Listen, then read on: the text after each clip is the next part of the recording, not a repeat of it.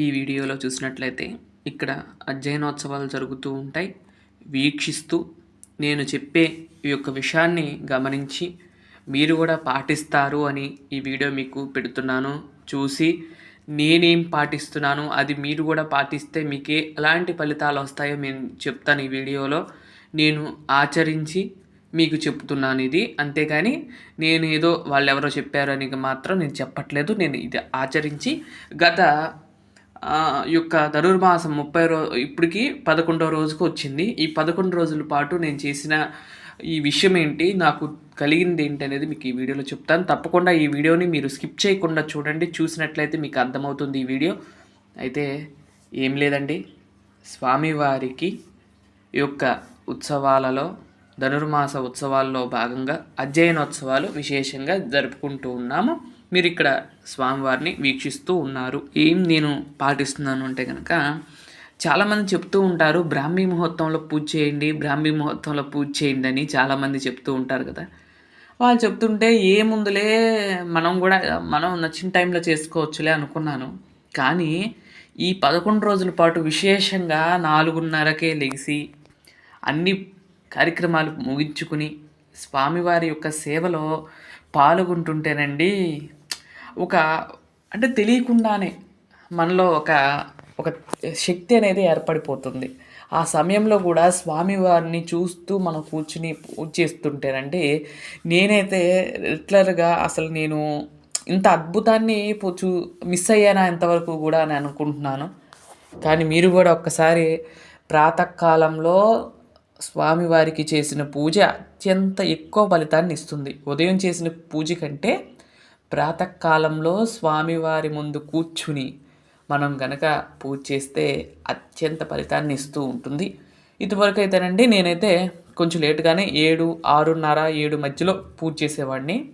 కానీ ఇప్పుడు మాత్రం ఈ ధనుర్మాసంలో ఆ యొక్క గోదా అమ్మవారు అలాగే శ్రీకృష్ణ స్వామి వారికి జరుగుతున్న ఈ ధనుర్మాస ఉత్సవాలలో ఉదయం ప్రాతకాలంలో స్వామివారికి సుప్రభాతం బదులు శ్రీ ఆండాళ్ అమ్మవారు విరచిత తిరుప్పావై పాసురాలు వినిపిస్తూ, ఆ తర్వాత స్వామివారిని మేలుకొలిపి, ఆ తర్వాత స్నానపానాలు అందించి స్వామివారికి, తర్వాత నూతన వస్త్రాలు ధరించుకున్న స్వామి వేంచేపు చేసుకుని తిరుప్పావైలోని ఆ రోజు ఏ అయితే పాసురం ఉంటుందో ఆ పాసురాన్ని స్వామివారికి విన్నపం చేసి, ఆ తర్వాత అమ్మవారికి స్వామివారికి పుష్పార్చన చేసి, ఆ తర్వాత విష్ణు సహస్రనామం చదివి, ఆ తర్వాత స్వామివారికి కర్పూర దివ్యమంగళ నీరాజనాలతో అలాగే పల్లాండు పాడి ఈ విధంగా ప్రతిరోజు చేసుకోవటం వల్ల, అలాగే మనం గనక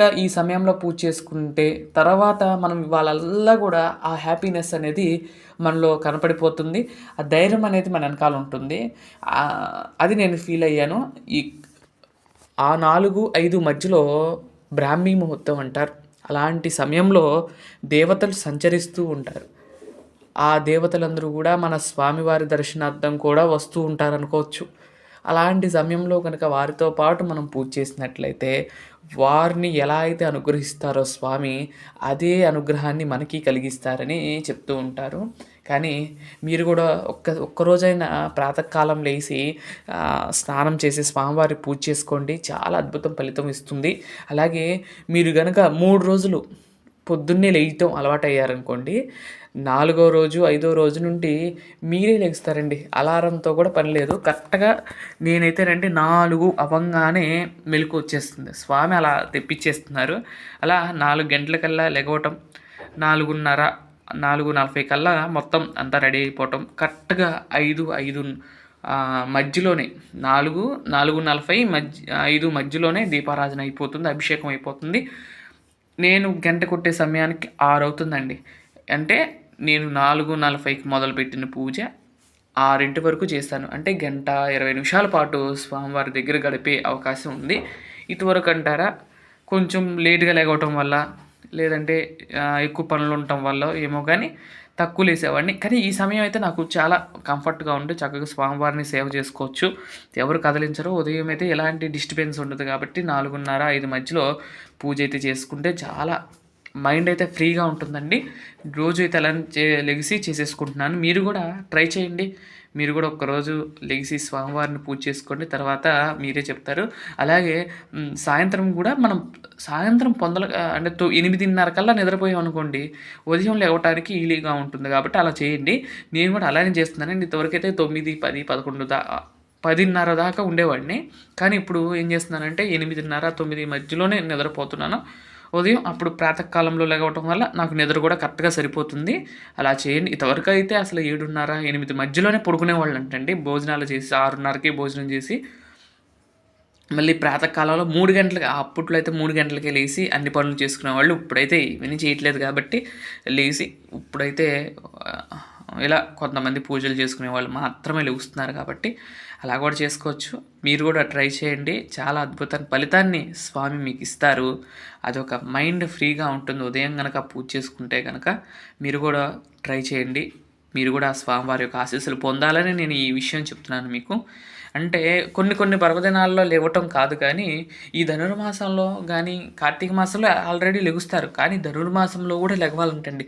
ధనుర్మాసంలో గోదా అమ్మవారు తన పాసురాల్లో ఏం చెప్తుంది, ఒక్కొక్క గోపికను నిద్రలేపటానికి 4కే లెగవండి. అమ్మవారు ఈ యొక్క పాసురాల్లో చెప్పింది విశేషంగా ఏంటంటే, ప్రాతకాలంలో చేసే పూజ విష్ణుమూర్తికి ఎంతో ఇష్టము. ఆమె ఆచరించింది. ఆమె ఏంటి చూపించిందంటే గనక, ఉదయం లేసి నేను పూజ చేసుకుని, నేను ఉదయం లేసి ఈ యొక్క స్వామిని సేవించాను కాబట్టి స్వామివారి యొక్క సంగతి ఆ స్వామివారిలోకి ఐక్యమైన దొరికింది. అలాగే మీరు కూడా చేయండి అని ఆ గోదా అమ్మవారు మనకి చూపిస్తూ ఈ యొక్క ధనుర్మాసోత్సవాన్ని తను ఆచరించి తనతో పాటు మనందరినీ కూడా తరింప చేయాలని చెప్పి ఈ యొక్క వ్రతాన్ని మనందరికీ కూడా విన్నవించి తల్లి మనకి ఈ యొక్క విషయాన్ని మనకు తెలియజేస్తున్నది. తప్పకుండా మీరందరూ కూడా ప్రాతకాలంలో లేచి స్వామి అమ్మవారి యొక్క సేవలో పాల్గొంటారని నేను కోరుకుంటున్నాను. అలాగే ఇక్కడ చూసినట్లయితే ఈరోజు ఉదయం అండి స్వామివారి యొక్క అలంకారం. ఈరోజు స్వామివారు ఈ విధంగా దర్శనమిచ్చారు. అలాగే మూలమూర్తి అయిన శ్రీ వెంకటేశ్వర స్వామివారి వద్ద 3 చిలకలు అయితే ఉంటాయండి. అంటే తిరుమలలో కూడా పెడుతూ ఉంటారు. ఒక చిలక ఏమో శ్రీవల్లి పుత్తూరు చిలక అండి. ఇంకొక చిలక బంగారపు చిలక, ఇంకొకటి ఉద్యానవన వాళ్ళు ఇచ్చే చిలక. అలా 3 చిలకలు స్వామివారికి ప్రతిరోజు కూడా అలంకరింప చేస్తూ ఉంటారు. అలాగే స్వామివారి కంఠం దగ్గర తిరుప్పావైలోని 30 పాసురాలతో కూడిన మాలను కూడా స్వామికి సమర్పించడం జరుగుతున్నది. ప్రతిరోజు కూడా ఈ యొక్క ధనుర్మాసంలో ఉత్సవాల్లో జరుగుతూ ఉంటాయి. మీరు కూడా ఎలా జరుపుకుంటున్నారు ధనుర్మాస ఉత్సవాలు కూడా తప్పకుండా కామెంట్ చేయండి. మేమైతే చాలా బాగా చేసుకుంటున్నాము. ఆ అమ్మవారి దయతో మీరు కూడా చాలా బాగా చేసుకోవాలని నేను కోరుకుంటున్నాను. నా వీడియోలు కనుక మీకు నచ్చినట్లయితే లైక్ చేయండి, షేర్ చేయండి. అలాగే మీకు ఎలా అనిపిస్తున్నాయి వీడియోలు అనేది కూడా తప్పకుండా కామెంట్ చేయండి. ఆ అమ్మవారి యొక్క ఆశీస్సులు, ఆ యొక్క వెంకటేశ్వర స్వామివారి యొక్క ఆశీస్సులు మీ మీద ఎల్లప్పుడూ ఉండాలని నేను కోరుకుంటూ ఈ వీడియోని మీరందరూ కూడా చూసి మీరు కూడా ఆచరిస్తారని నేను మనస్ఫూర్తిగా కోరుకుంటూ ఉన్నాను. ఆచరించండి. స్వామివారి యొక్క ఆశీస్సులు మీరందరూ కూడా పొందవలసిందిగా నేను కోరుకుంటున్నాను. మరొక మంచి వీడియోతో రేపటి వీడియోలో కలుస్తాను. అంతవరకు సెలవు. నమస్కారం. ఆండాళ్ తిరువడిగలే శరణం. ఓం నమో వెంకటేశాయ. ఓం నమో నారాయణాయ. ఆండాళ్ తిరువడిగలే శరణం. ఓం నమ శివాయ.